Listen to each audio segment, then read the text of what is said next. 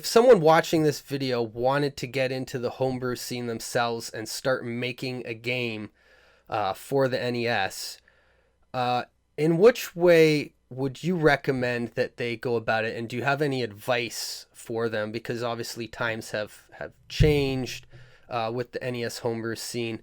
But maybe if you were to get into it yourself, even in what way do you think someone could approach it now?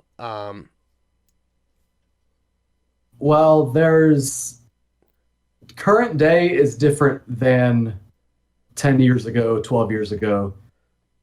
Back then, the only way was to learn assembly language, learn how to program assembly language for the NES by learning its different quirks of how it handles memory and background data and program data and all that stuff. And that's honestly still probably the best way and the most accurate if you care about that stuff. Who knows if anyone does. But nowadays, there are a few different ways you can get into it. You don't have to program in assembly. There is a C compiler, so if you know how to program for C, you can go that route. If you don't know how to program at all, there is a new game creation tool type program called NES Maker or NES Maker, depending on how you pronounce it. Just like any game creation tool, there's going to be a learning curve.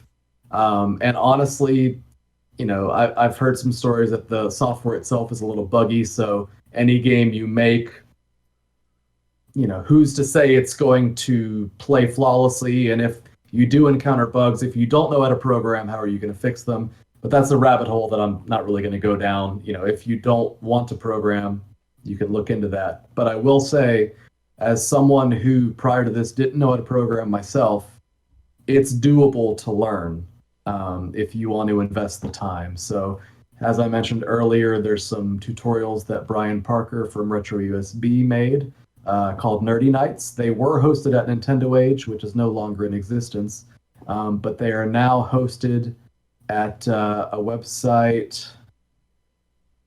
What is that? NES.science or something?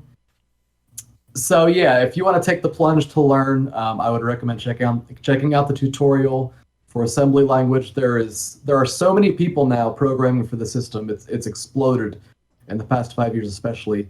So many people out here can answer your questions. We have Discord servers where you can come on and ask questions. There's really no reason. If you have the desire to make an NES game, there's a way to do it. So look me up on Twitter at Ton of Glaciers. I can point you in the right direction. But regardless, if you have an interest, go for it.